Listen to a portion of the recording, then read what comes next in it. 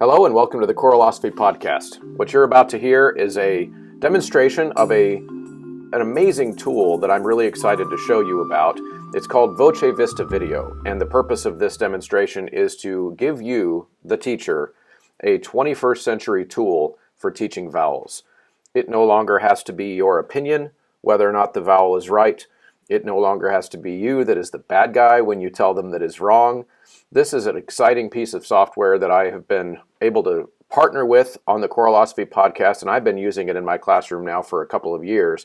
And I've been excited and working behind the scenes on the show, trying to get Voce Vista to be a part of this show, and we've finally been able to make it happen. So this is about a 10-minute demonstration.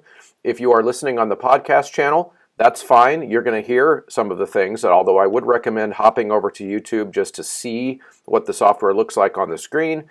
And there is going to be in the future, very, very soon, a full-length episode on the concept of teaching vowels.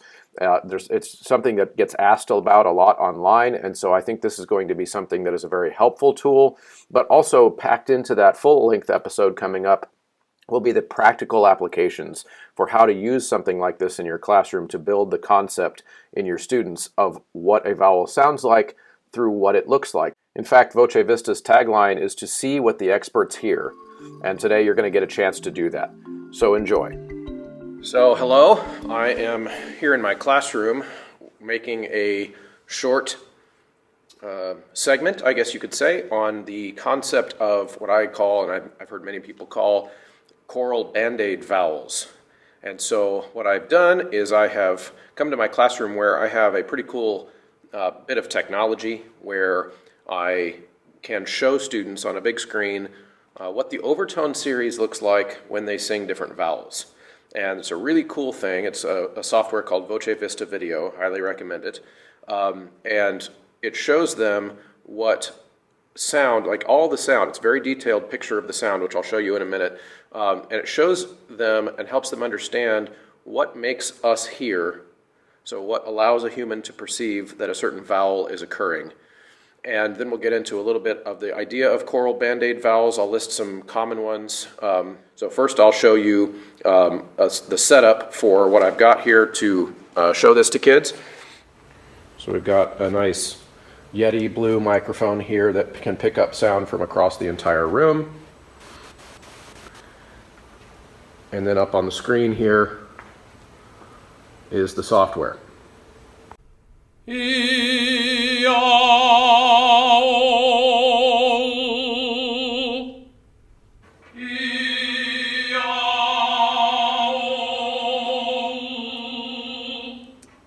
So what you can see here is you can see that the overtones that get louder and softer, the pattern changes. You see a picture of what E, A, O, U, those four vowels, sounds like. And you can see the A vowel is the second one, and you can see that it has the greatest number of enhanced overtones. The blue line at the squiggly line at the bottom is my vibrato. It shows what pitches I'm oscillating between over here on the keyboard, and then it shows the pitches of all the other overtones. Now up at the top you see the thick red bars, that's my formant. Okay, so that's the singer's formant, and you can see that on all four vowels they're approximately in the same pitch range. Now here's where it gets really cool. So yes, I'm going to add a frequency filter. You can see what that's done here is that has taken away all of the pitches except for the fundamental. And watch what that sounds like.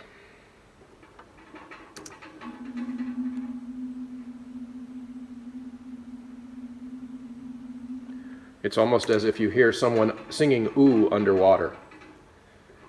Now I can expand the filter to hear my fundamental and my first overtone. Here's what that sounds like.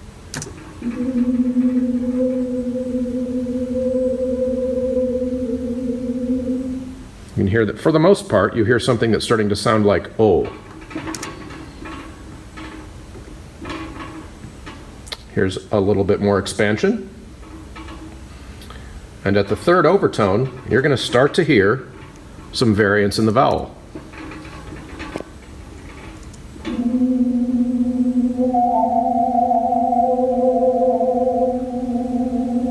Okay.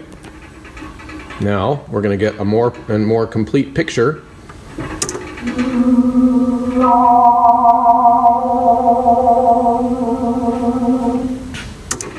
Still pretty muted. And here you're going to hear some resonance again.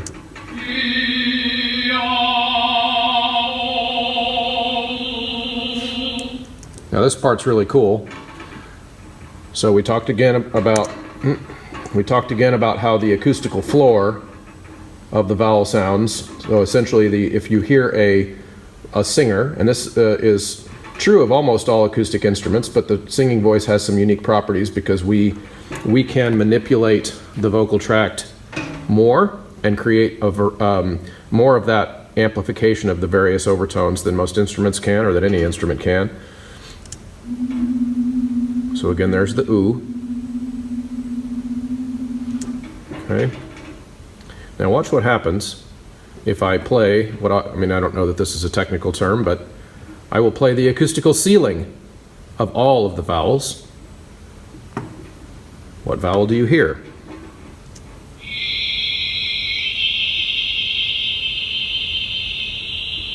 So now what I'm going to demonstrate is again, one of the things that leads to, I think, some of the use of these Band-Aid vowels in choirs, because most of our singers, again, don't sing with the kind of resonance that an adult would sing with, as their teacher would sing with, or any trained singer would. So you're not going to see much of that formant. You're going to be dealing mostly with the fundamental first, second, third, fourth, maybe fifth overtone that gets amplified. But first, they've got to have their folds touching, or else you're going to see almost all breathy sounds. So here's an example.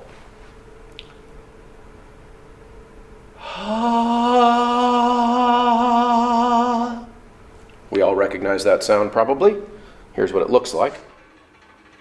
Okay, you can see there, I've got all those overtones present, like they are there, which is why you can hear that I was still singing ah, but I don't have any orange or red up in the formant area, which is why I don't have that squealo, and of course that can't happen until the folds are touching.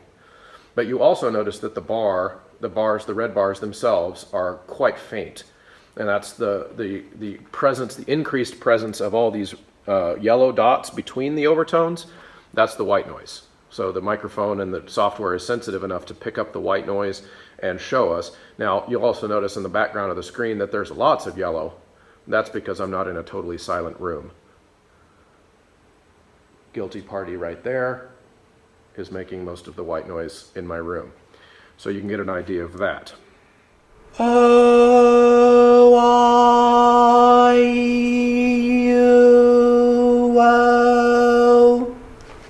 Intentionally high school sound there. Let's see what it looks like. Right, so here, my intention here was to show you where some young singers and young choirs, you notice that there is a consistency, with the exception of the O and the oo, between the E and the ah, and all of the vowels that don't involve my lips.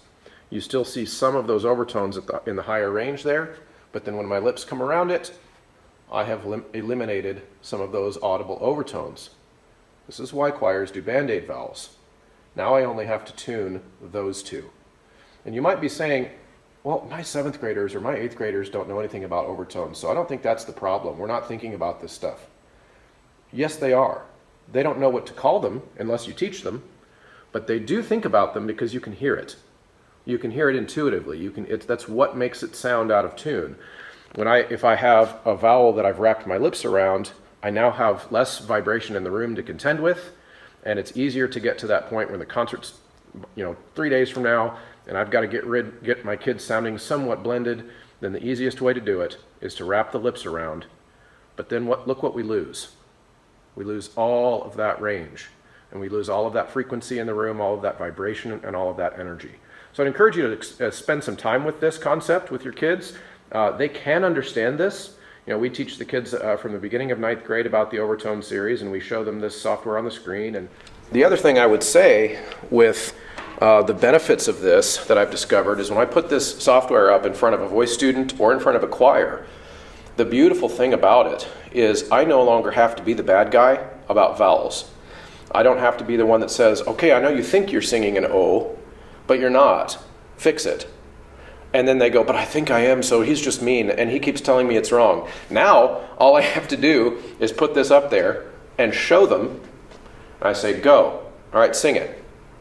Oh, did you see where we lost the O overtones? Oh, yeah. It's a mirror. It flips the sound around to them as a mirror, and it's not really designed for multiple singers at a time, but there are activities you can do with it. So in other words, this would not be the type of software that I would put up to have a whole choral piece with like 8 parts being sung and all of that, because you would just see a big red up on the screen. But you can do little 4-part exercises where you're going to line up a chord with the choir, and you can see you'll then see a red line where the bass part is, and you'll see a red line where the tenor part is. And it's a really cool exercise to see if we can get a major chord to be built with the basses creating a fundamental. And okay, tenors, can you place your red line exactly in the first overtone of the basses? And then add the altos, add the sopranos, create a major third that doesn't add red lines to the bass's pitch. They can see whether it's in tune. And it's amazing how instantly they start to adjust. So it's kind of a cool toy. If you're interested in this topic and questions about it, feel free to reach out, choralosophy@gmail.com, and I can kind of walk you through it further. And I encourage you to try tricks like this with your choirs. It is worth the time to try to figure out, and not even kind of scratching the surface of this today, but getting the choirs at certain point, even at the high school level, to be singing with a formant. That's when the music starts to get really exciting. They get the goosebumps, they can feel it in the room, the vibration is really exciting, and that just hooks them. So I had some fun making this with you today. I hope you enjoyed it. Feel free to reach out if you have any questions.